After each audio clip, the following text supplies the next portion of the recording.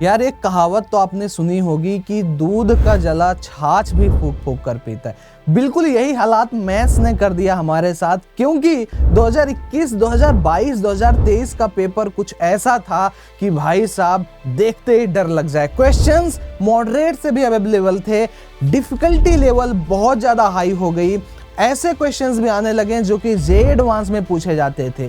तो भैया अब 2024 में ऐसी क्या प्लानिंग रहनी चाहिए? क्या मैथ छोड़ दें? क्योंकि डर तो मन में बैठ गया, कई बच्चे तो मैथ छूते भी नहीं हैं। कितने मार्क्स में मेरा परसेंटाइल कितना बन जाएगा, ये सारी चीज़ों की बातें हम इस वीडियो में करने जा रहे हैं। डिफिकल्टी क्या होगा, मार्क्स वर्सेस परसेंटाइल क्या होगा, मैंने ये तो ज़रूर आपको बता दिया था। इसके पहले वाले वीडियो में क्या क्या पढ़ के जाना है, ये भी साथ साथ में जानना ज़रूरी कि क्या हमें स्किप करके जाना है। ये सारी चीज़ें हम इस वीडियो में देखने जा रहे हैं। आपको भी पता है यार बहुत अच्छी तरीके से जो जेईई मेन का पहला अटेम्प्ट होता है काफ़ी शानदार होता है, क्योंकि जब आप सेकेंड अटेम्प्ट देते हो तो सेम परसेंटाइल लाने के लिए आपको 20 to 25 मार्क्स इंक्रीज करने होते हैं। अगर x मार्क्स पे इसमें 99 परसेंटाइल आ जाता आपके जेन अटेम्प्ट में, तो सेम 99 परसेंटाइल के लिए आपको x + 20 मार्क्स लाने पड़ते हैं। तो आइए बिना देर किए हुए इस वीडियो को स्टार्ट करते हैं। तो स्वागत है दोस्तों आपका phobia of maths versus JEE 2024। ध्यान से समझना इस वीडियो को। बेसिकली मैं यहाँ पे आपको दिखाना चाह रहा हूँ कैसे एक हमारा छोटा सा डर आपके पूरे के पूरे मैथ्स को बेकार कर रहा है। अगर आप किसी भी पेपर को एनालाइज करते हो यार, तो सबसे पहला जो सेक्शन आपको देखने को मिलता है 20 क्वेश्चंस का मिलता है, और दूसरा सेक्शन 10 क्वेश्चन का मिलता है, जिसमें से सिर्फ और सिर्फ आपको 5 सिलेक्टेड क्वेश्चंस करने होते हैं। तो भैया 10 में से 5 बिल्कुल अच्छी तरीके से आप यहाँ पे अटेम्प्ट कर सकते हो। तो ये 5 पे आपका कमांड होना चाहिए कि यार ये 5 क्वेश्चंस मैं कैसे करूं। बच्चे ये 20 क्वेश्चंस अगर आपने पेपर को किसी भी ध्यान से देखा होगा तो भैया 8 से 10 क्वेश्चंस जरूर ऐसे आपको मिल जाएंगे 20 में से, जिसे आप इजीली कर सकते हो। भले थोड़ा सा आपको डिफिकल्ट लगे, लेकिन ये चीजें भी नहीं हो पा रही। What is the reason behind this? सबसे बड़ा रीजन है भैया हमारे मन में एक डर बैठ गया है।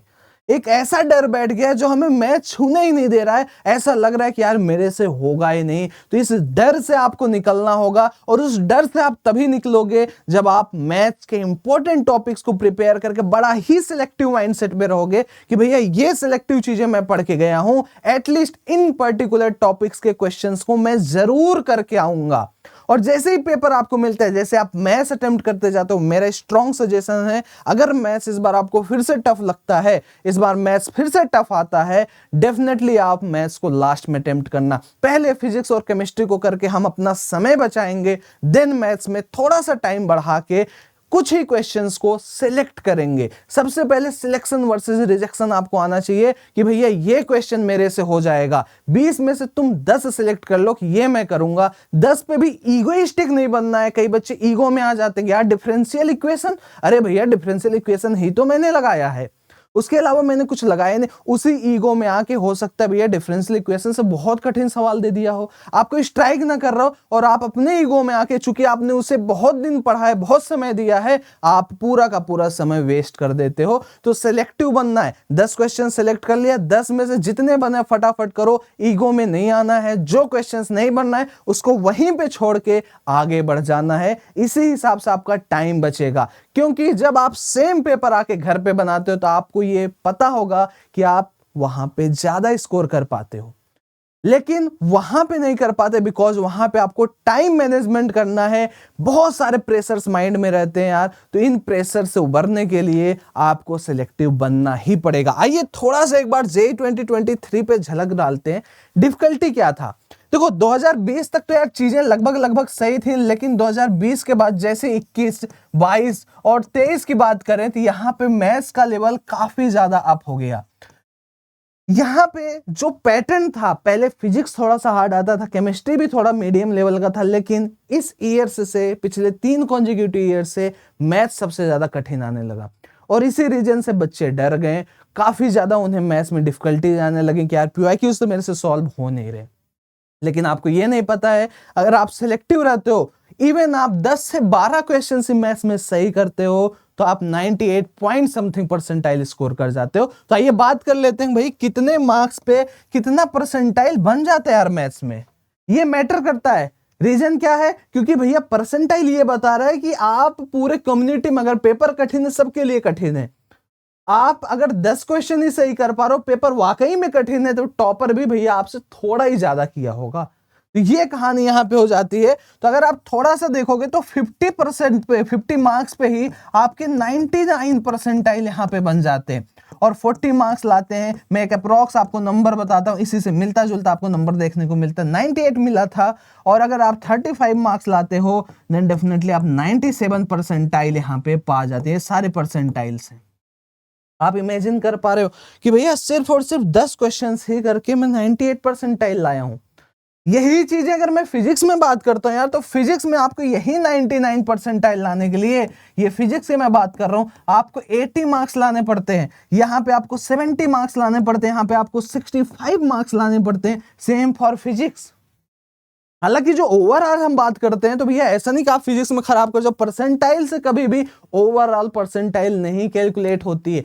ओवरऑल परसेंटाइल कभी भी एवरेज से नहीं बनता है। जैसे सपोज मैं आपको एग्जांपल बताता हूं, पीसीएम लिखा, यहां पे तुम 99 परसेंटाइल पा गए, यहां भी 99 पा गए, यहां 0 पा गए, इसका एवरेज नहीं लिया जाता। नहीं, आपको देखा जाएगा कि फिजिक्स में आपके कितने मार्क्स, मान लो 80 नंबर आ गए, केमिस्ट्री में 70 आ गए, मैथ्स में भैया आपके 0 ही मार्क्स आए सपोज, तो 80 70 कितना हो गया भैया? 150। अब 150 के आगे कितने बच्चे हैं, इसके बेसिस पे टोटल परसेंटाइल बनता है। तो मार्क्स आप किसी भी सब्जेक्ट में स्कोर करो, ये मैटर करता है, ना कि इंडिविजुअल सब्जेक्ट्स के मार्क्स पे ये मैटर करता है।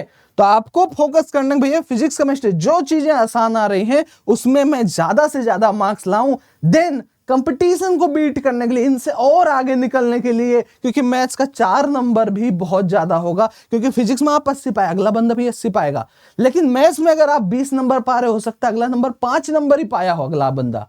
तो ये चीजें मैटर कर जाती हैं। बेसिकली मैथ्स का स्कोर आपके रैंक को डिसाइड करने के लिए काफी ज्यादा हेल्पफुल होता है, जब आप फिजिक्स केमिस्ट्री में भी अच्छा स्कोर किए हो।